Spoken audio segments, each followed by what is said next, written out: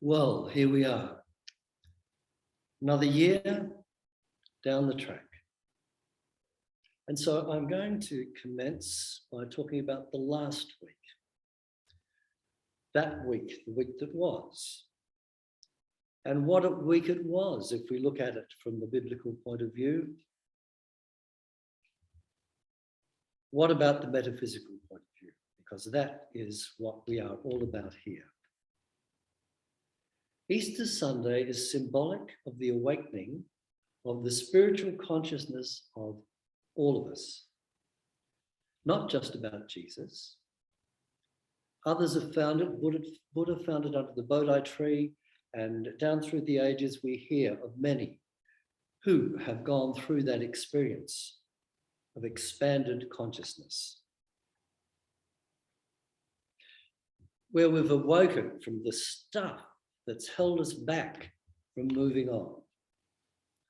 The stuff that we were born with.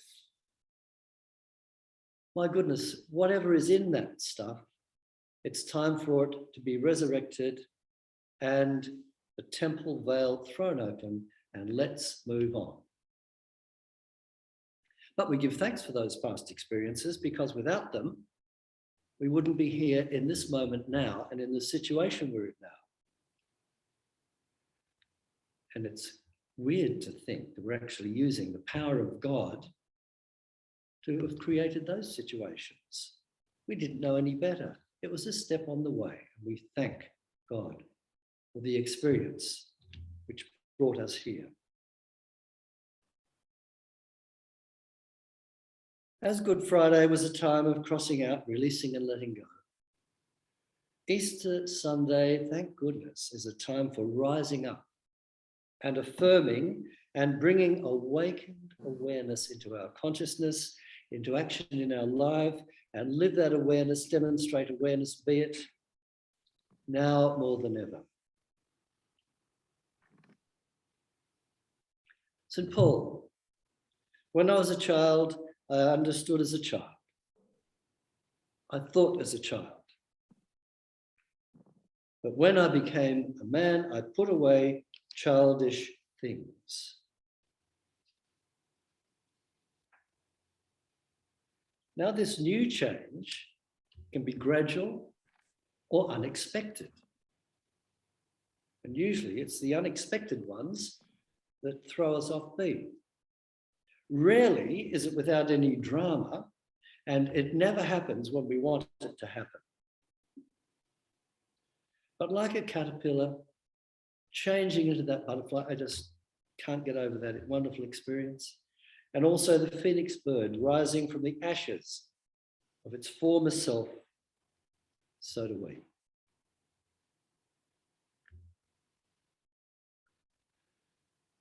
Change happens as part of our soul's evolution, whether we, our personality, the stuff we've built up, wants it, likes it, or needs it, because it's who we are.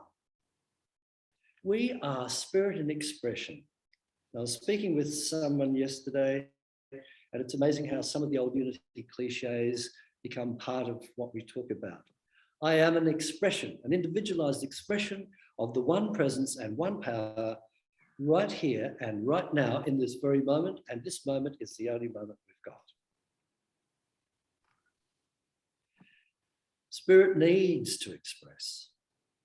And we are here in this incarnation to express what our blueprint is, and the blueprint is the Christ principle. From his poem, The Chambered Nautilus, Oliver Wendell Holmes, and for those of us who didn't do well in English at school, he was from 1909 to 1896. I now love all those old poems I was made to learn. Build me more stately mansions, O my soul. As the swift seasons roll, leave thy low vaulted past, that each new temple, nobler than the last, shut thee from heaven with a dome more vast, till those at length are free, leaving their outgrown shells by the life's unresting sea. It's funny what you think about when you do some meditation and your mind goes free. And I mentioned the caterpillar and the butterfly. Supposing a group of the caterpillars got together one day and said, look, we can promote life. We can stay as a caterpillar for another 100 years. And so they do. But had it changed their way, had they understood the spiritual principles, talking about us really, why stay awake in this body for another 100 years if it's going nowhere with our consciousness? But when the time was right, the caterpillar went through pain, as we all go through pain. But look at the other side of that pain. I'm not going to dwell too much on the week that was, but I am going to say a little bit. On the Monday, Jesus cleanses the temple of the money changers. And in Unity Metaphysics, and any newcomer here, we have what we call the Metaphysical Bible Dictionary, which has metaphysical meanings for all the biblical names. Jerusalem, for example, means habitat of peace, the city of peace, and its position in the body is the solar plexus, which, as we know, can be very changeable and can cause upset. And we have to say, peace, be still to it. We have to take charge of that. And metaphysically, we cleanse our temple of dishonest thoughts of materialism and greed.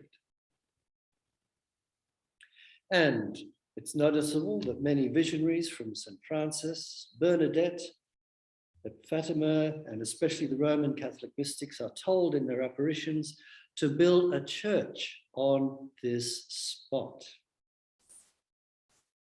Our body cleansed is the temple of the living God. We are. And we build our temple, our consciousness, like Peter, the apostle. We build it on the rock of faith. One of those 12 powers we study in Unity. And when that faith is strong, another vital teacher, Ernest Holmes, calls it established consciousness. Nothing can knock us off our perch. What a way to be. Tuesday, Jesus passed by the barren fig tree. Another story in itself. And I'm not going to go into too much of that, but there are a couple of meanings for that. Then he goes to preach in the synagogue. Now, he'd probably been doing this all his life. He was only 33, but I suppose those years from 12 to the age of 30, we don't know what he did. And it didn't matter what he did because he already had, he was building the consciousness, whether he went to Tibet, India, or Egypt, anywhere. He built it up, and the Jewish teachings have that part in them, which can lead you to this point, and it must have done with Jesus. But he left those rabbis and priests behind with his teachings. He healed on the Sabbath day, which was against the law. And he did many things. He danced and he met with the publicans, and he just lived a normal life. But some of those things you don't do. And when you look at it over the years, people my age, we remember Good Friday, you couldn't do anything. And I noticed yesterday, Good Friday, the local restaurants and pubs are open. And I think that's a first for Box Hill, this area. It's amazing. So that sort of line lasted all those years. And I don't think even football was allowed to be played. Is that right, Bob? We couldn't play football? Until 4 years ago. Until 4 years ago. What is the matter with us? Okay, so Jesus speaks to his rabbis and says, look, I have come to teach the spirit of the law, not the letter of the law. And there is a difference. And he quotes a Jewish law. It's in the Old Testament. Luke 22, thou shalt love the Lord thy God with all thy soul and with all thy heart, and thou shalt love thy neighbor as thyself. And when you think of it, if we are an expression of God, all of us, The big word is cooperation, whether you believe in this stuff or not. We've now reached a point in evolution, if we don't cooperate with one another, well, it's not going to be a very pleasant place, regardless of whether we're Christian, Buddhist, Hindu, or whatever. One thing about our unity teachings, someone said, "Are you Christian?" I said, well, I didn't, but one person I read said, who's very, very good at this, unity is culturally Christian and spiritually eclectic. And having gone to one or two of the interfaith meetings over the years, I can see that some other groups, the Zoroastrians and the Hindus and a few others, they've become very eclectic in their teachings, in their interpretations. And the bottom line is, we've all got to live together. So that is the great golden rule. Now, Wednesday was a quieter day, but behind the scenes, the religious leaders were conspiring how to get Jesus.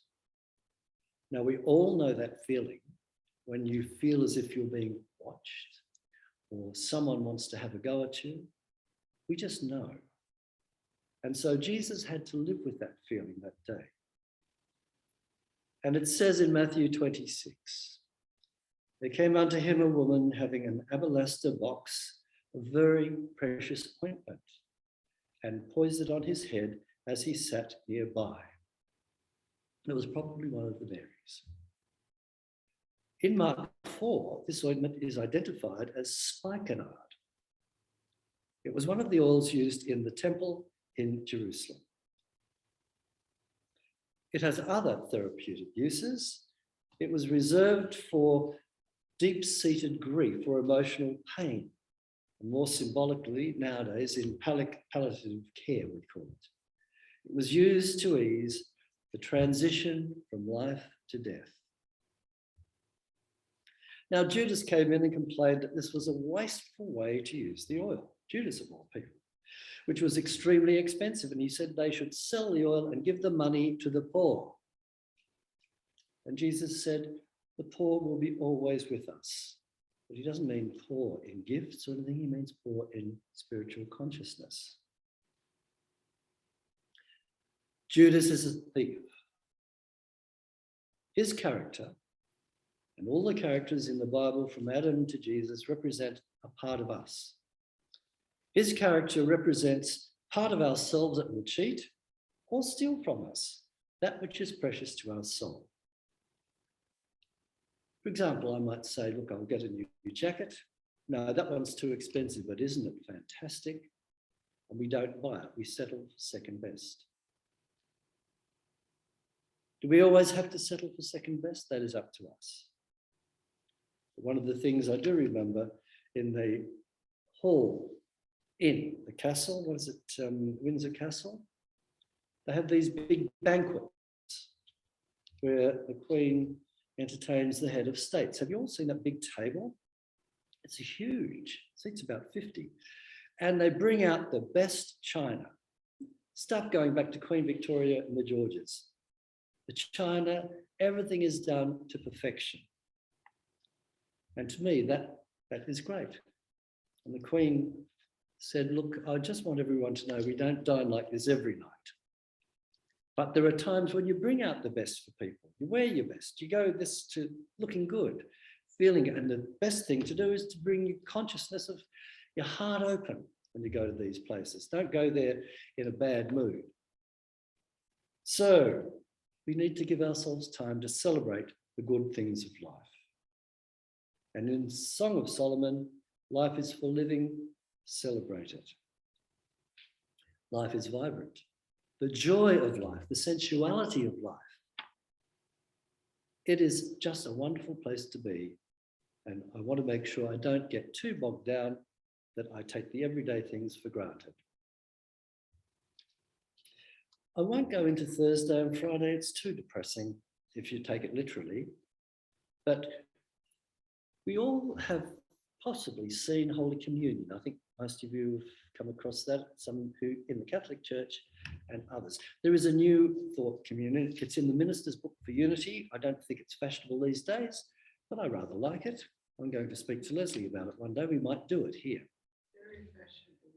Very fashionable in America, yes, but not everywhere. But there are groups of people that still like to use this symbology, this powerful symbology. Jesus gathers his disciples in the upper room, the Passover, known as the Last Supper. And when they were there, Jesus took the bread and blessed it, saying, "Take it, eat it. This is my body." He is speaking here from the Christ consciousness, the I am self. Then he took the cup of wine and gave thanks and gave it to them, saying, "Drink all of it, for this is my blood of the new covenant, or the New Testament." The cup represents the consciousness of eternal life. And this is attained by crossing out that personal stuff we've built up and living from the divine presence. John 18. "This is the cup my Father hath given me." The bread represents universal substance, a body of spiritual ideas that imparts vitality to the mind and body. Here, Jesus shows his knowledge of the Old Testament. We just heard the Aramaic Lord's Prayer. Take the bread. The bread is the substance which we shape for what we need in this life. And the old Jewish teaching says in Samuel 9, "Thou shalt eat bread at my table continuously." This was much earlier than the time of Jesus. Wine symbolizes the vitality that forms a connecting link between body and soul. The joy. We need to have that joy and that established consciousness, build it up so that we can feel life and live life fully from that presence. And it's interesting that the first miracle Jesus did was at a wedding, a joyous occasion, by turning water into wine at a marriage feast. And the symbology of that is amazing when you study it. And after the meal, Jesus and the disciples go to the Garden of Gethsemane to pray.